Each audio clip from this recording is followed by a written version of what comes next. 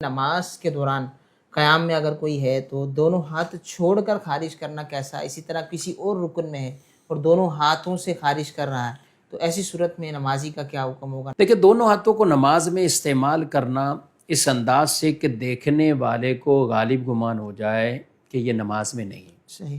اب کو دونوں ہاتھ کر رہا ہے، دونوں ہاتھوں سے وہ امامہ سیدھا کر رہا ہے، امامہ وہ کر رہا ہے، یا دونوں ہاتھوں سے وہ لگا ہوا ہے کچھ نہ کچھ ایسے کام کر رہا ہے کہ سامنے والا کہتا ہے کہ یہ نماز میں نہیں ہے، یہ تو نماز نہیں پڑھ رہا، تو ایسی صورتحال میں تو یہ عمل کثیر ہیں، یہ نماز ٹوٹ جائے گی۔ صحیح۔ ہاں، کسی نے دونوں ہاتھ اس انداز سے استعمال ہوئے کہ لوگوں کو دیکھنے والے کو اس طرح کا کوئی غالب گمان نہیں ہوگا کہ یہ نماز سے باہر ہے، تو پھر وہ فساد کی طرف نہیں جائے گا، یعنی پھر اس کی نماز نہیں ٹوٹے گی۔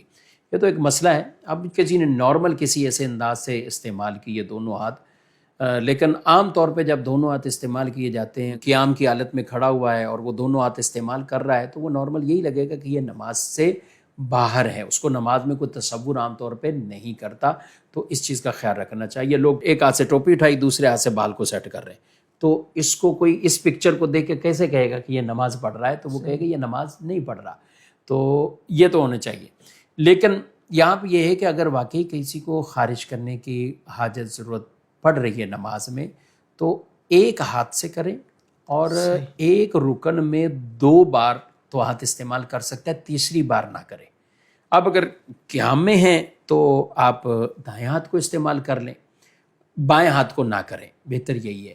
اور اگر آپ نارمل ہیں تو آپ بائیں ہاتھ کے ذریعے کر لیں۔ بہرحال جہاں بھی ضرورت حاجت جس طرح کی بھی، تو ایک ہاتھ کو استعمال کریں اور ایک رکن میں 2 مرتبہ کریں، 3 مرتبہ نہ کریں، کیونکہ 3 مرتبہ ایک ہی رکن میں اگر کریں گے تو اس سے نماز بہرحال ٹوٹ جاتی ہے۔